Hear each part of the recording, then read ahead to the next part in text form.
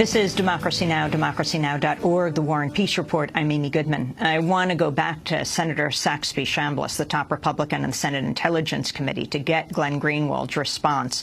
During an appearance on NBC's Meet the Press, he said the NSA surveillance programs had uncovered information about the threats that prompted the U.S. to close 19 embassies in North Africa and Middle East. These programs are controversial. We understand that. They're very sensitive, but they're also very important because they are what lead us to have or allow us to have the ability to gather this chatter that I referred to. If we did not have these programs, then we simply wouldn't be able to listen in on the bad guys. And I will say that it's the 702 program that has allowed us to pick up on this chatter. That's the program that allows us to listen overseas, not on domestic soil, but overseas. That was Senator Chambliss. Glenn Greenwald, your response. You know, it's so ludicrous. For 8 straight years, literally, Democrats, every time there was a terrorist alert or a terrorist advisory issued by the United States government in the middle of a debate over one of the Bush-Cheney civil liberties abuses, would accuse the United States government and the national security state of exaggerating terrorism threats, of manipulating advisories, of hyping the dangers of al-Qaeda in order to distract attention away from their abuses and to scare the population into submitting to whatever it is they want to do. And so here we are in the midst of, you know, one of the most intense debates and sustained debates that we've had in a very long time in this country over the dangers of excess surveillance, and suddenly an administration that has spent 2 years claiming that it has decimated al-Qaeda decides that there is this massive threat that involves the closing of embassies and consulates throughout the world. And within literally a matter of hours, the likes of Saxby Chambliss and Lindsey Graham join with the White House and Democrats in Congress, who, remember, are the leading defenders of the NSA at this point, to exploit that terrorist threat and to insist that it shows that the NSA and these programs are necessary. What that has to do with the ongoing controversy about the NSA is completely mystifying. Nobody has ever questioned or disputed that the U.S. government, like all governments around the world, ought to be eavesdropping and monitoring the conversations of people who pose an actual threat to the United States in terms of plotting terrorist attacks. The controversy is over the fact that they are sweeping up billions and billions of emails and telephone calls every single day from people around the world and in the United States who have absolutely nothing to do with terrorism. And if anything, the only thing that controversy, the warning, has to do with the current controversy is that the argument that a lot of analysts have made very persuasively is that when you have an agency that collects everything, it actually becomes harder, not easier, to detect actual terrorist plots and to find the actual terrorists. And if this agency really were devoted, if these surveillance programs were really devoted to finding terrorism, they would be much more directed and discriminating, but they're not. They're indiscriminate and limitless, and that's one of the problems. Glenn Greenwald, you appeared on ABC's This Week on Sunday. After speaking with you, the host, Martha Raddatz, asked House Intelligence Committee member, Democratic Representative Dutch Ruppersberger, to respond to your claim that members of Congress have had difficulty getting details of NSA programs. Let's go to his response. Since this incident occurred with Snowden, we've had 3 different hearings for members of our Democratic caucus and of the Republican caucus, where General Alexander has come with his deputy, Chris English, to ask any questions that people have as it relates to this information. And we will continue to do that, because what we're trying to do now is to get the American public to know more about what's going on, that NSA is following the law, and that we have checks and balances. We have the courts. We have both the Senate and House Intelligence Committee. We have Justice Department. We have checks and balances here to make sure that NSA does not violate the law in what they're doing. And you know, since these 2 programs have come into effect, especially the metadata, there has not been one incident of any member of the NSA breaking any law whatsoever. But we can do better. I have to educate my caucus more, the Democratic caucus, and we're trying to declassify as much as we can. That's Democratic Congressmember Dutch Ruppersberger. Glenn Greenwald, your response. I hope Dutch Ruppersberger takes a much more prominent role in the political debate, because he's basically the embodiment of the rotted soul that has become the Democratic Party. Not only does his district encompass Fort Meade, which is the headquarters of the NSA, which explains in part why he is this stalwart, steadfast NSA loyalist, but he is almost drowning in cash from the defense and intelligence industries. He's the second leading recipient in the entire United States House of Representatives of money from those industries, and he then gets placed on the very committee that the Church Committee created in the mid-1970s to exercise oversight over the agency and the community that basically ensures that his coffers are stuffed full of cash. So of course he becomes the leading spokesperson for that agency and then goes around defending it and saying they've done nothing wrong and they're vital and indispensable to our national security. That's the leading Democrat on that committee. But the thing that he was asked was about, in terms of members of Congress being blocked from information, basic information, isn't my claim. Members of Congress came to me with this grievance and asked me to write about it. And they gave me correspondence between themselves and the Intelligence Committee. And what they were asking for was not very sensitive information. They were asking for the most basic things they read about in media accounts, such as the ruling by the FISA court in 2011 that much of what the NSA has been doing, spying on Americans domestically, is a violation of the Constitution and the law. There really is, Amy, an 85-page, 86-page ruling issued by the FISA court that says the government has been systematically breaking the law and violating the Fourth Amendment and how it spies on us.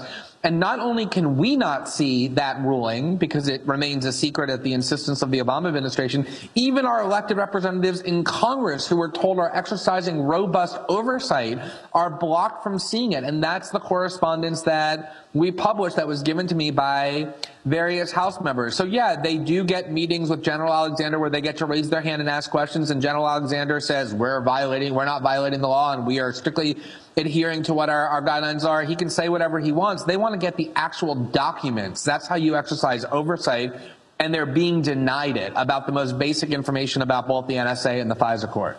Let me ask you something.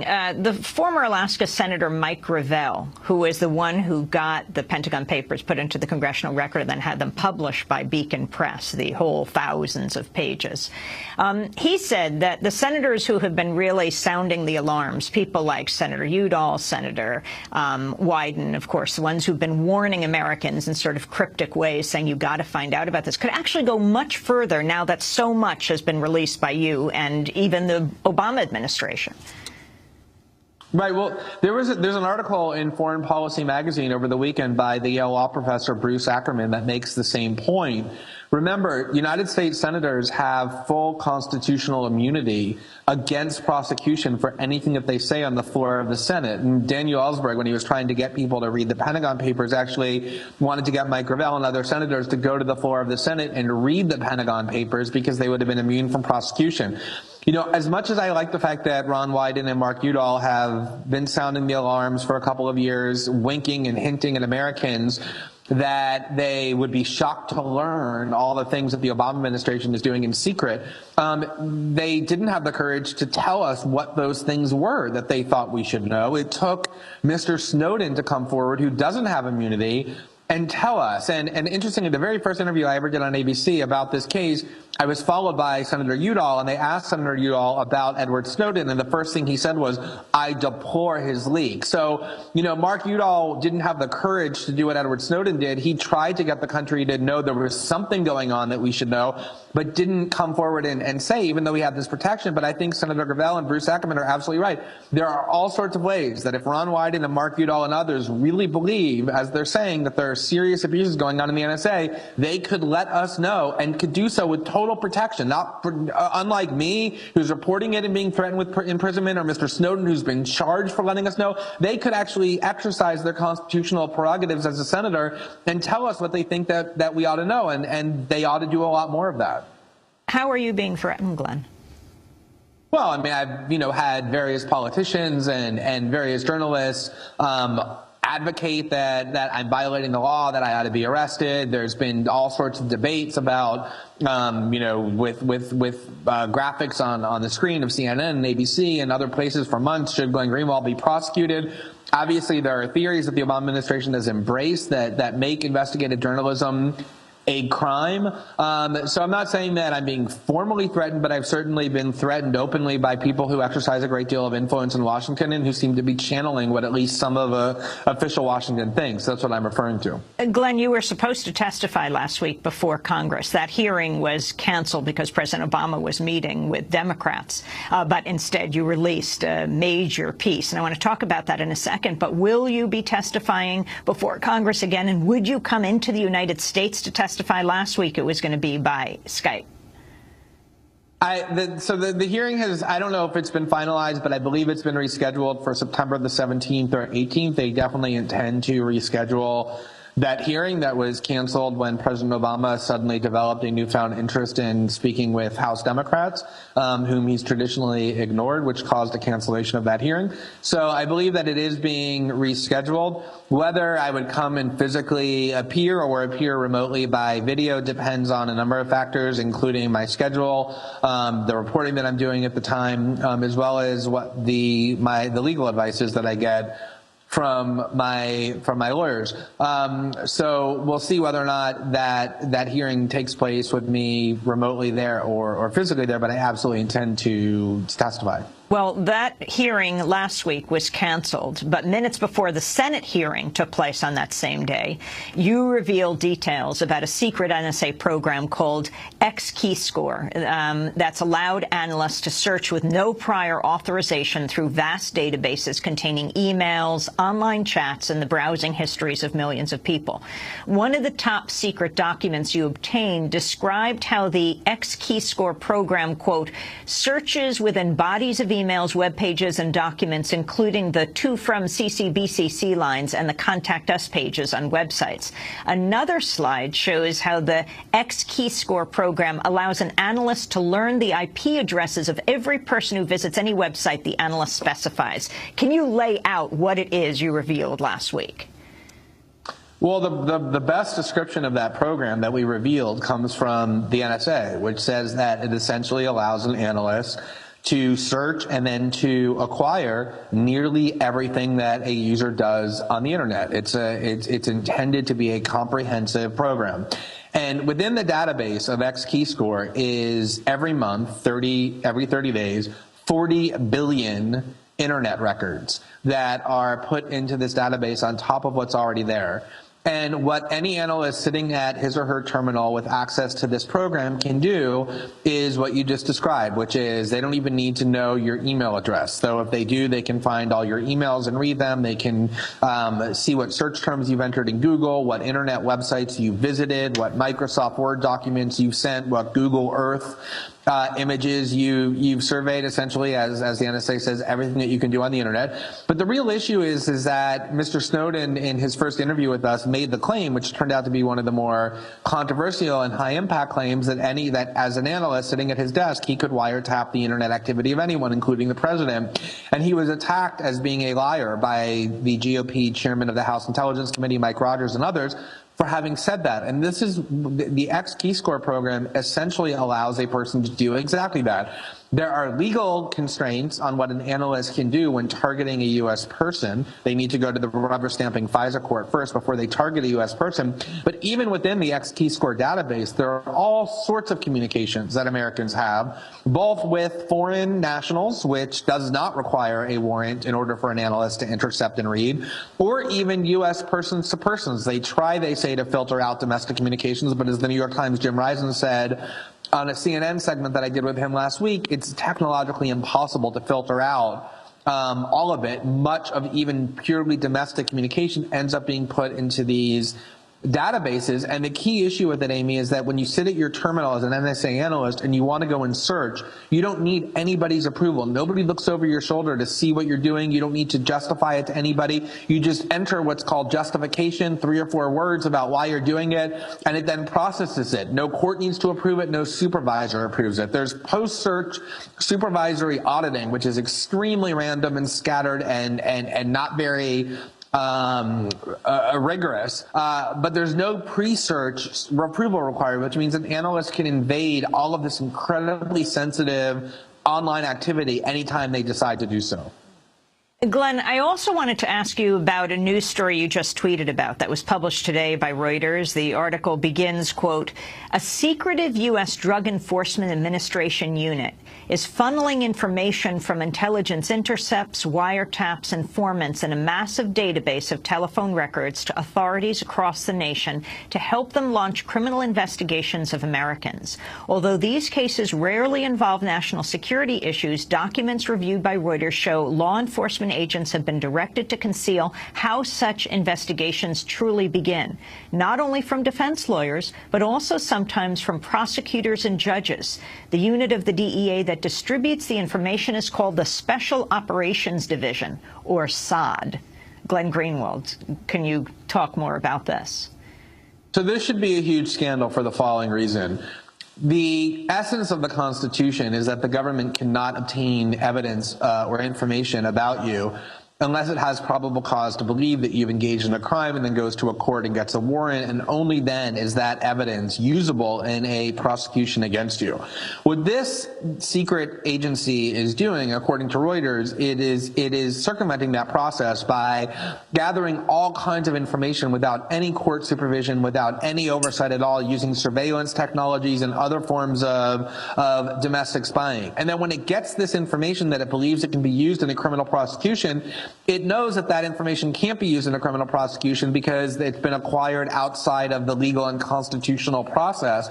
So they cover up how they really got it, and they pretend, they make it seem as though they really got it through legal or normal means by then going back and retracing the investigation once they already have it and reacquiring it so that it looks to defense counsel and even to judges and prosecutors like it really was done in the constitutionally permissible way. So they're prosecuting people and putting people in prison for using evidence that they've acquired illegally, which they're then covering up and lying about and deceiving courts into believing was actually required constitutionally. It's a full frontal assault on the 4th, 5th, and 6th Amendments and on the integrity of the judicial process because they're deceiving everyone involved in criminal prosecutions about how this information has been obtained. Finally, Glenn, since we've last spoken, Bradley Manning has been convicted, not of the most serious crime, aiding the enemy, but on about 20 other counts, a number of them involving espionage. You have written extensively about Bradley Manning. Edward Snowden, and then the whole Edward Snowden story exploded. And to show Edward Snowden understood how seriously he would be treated. You know, it was in the midst, he came out in the midst of, you know, the lead up to the court-martial and the court-martial itself. Can you comment on Bradley Manning's convictions? And Bradley Manning is a national hero who deserves all kinds of medals and national gratitude, not criminal prosecution, let alone decades in prison. He exposed serious war crimes, all kinds of deceit and on the part of not only the United States government, but governments around the world.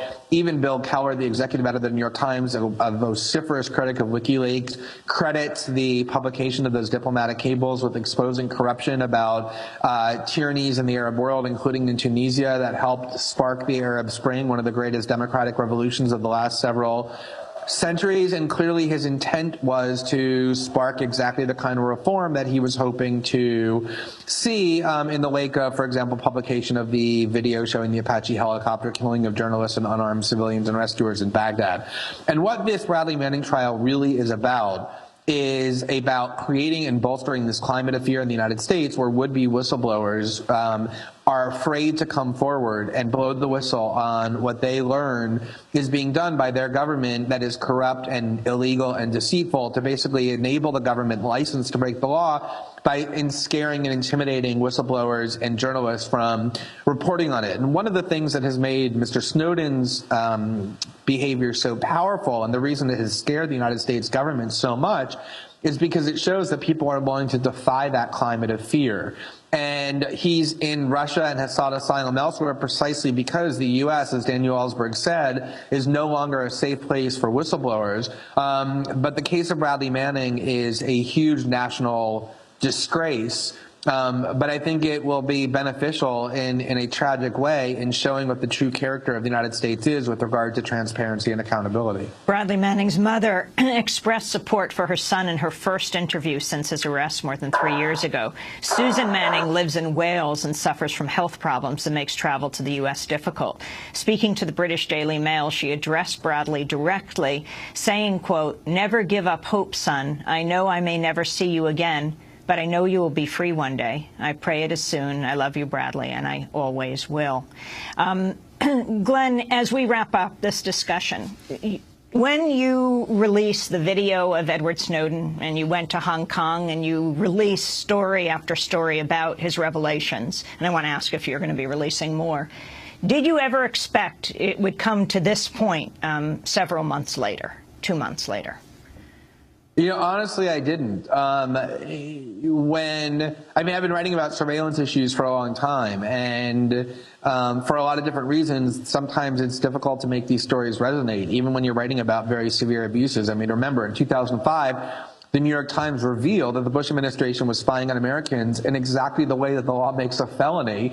And not only were there no prosecutions from that, but the Democrats and the Republicans in Congress joined together with very little public backlash and essentially passed 2 bills in 2007 and 2008 that legalized that criminal eavesdropping program. And so the concern from the very first moment that I talked to Mr. Snowden, I remember really well the first conversation I had with him, and he was very clear about the fact that he had no fear about anything in terms of what he wanted to do, except for one. And that one fear he said that he had was that he would essentially sacrifice his liberty and his life and unravel his entire existence in order to make these disclosures, and that these disclosures would be met by apathy and indifference on the part of the American public, the U.S. media, and the political class.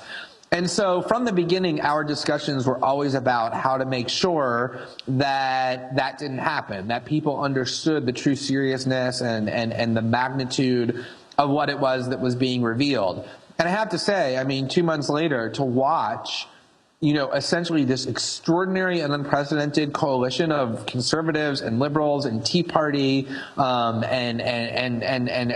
centrists join together in the Congress and defy the White House and the leadership for serious reform in a real way, to see huge shifts in public opinion, to see the national security state for the first time really on its heels, to see numerous countries around the world defying the United States, to see a worldwide debate in multiple countries around the globe over what the United States is doing, to see huge amounts of public support for what Mr. Snowden has done in ways that I think will be consciousness shifting on lots of levels, has not only been really gratifying, but yeah, honestly, it has been surprising. And I haven't fully been able to stop and think about, and analyze all the reasons why it has resonated this way.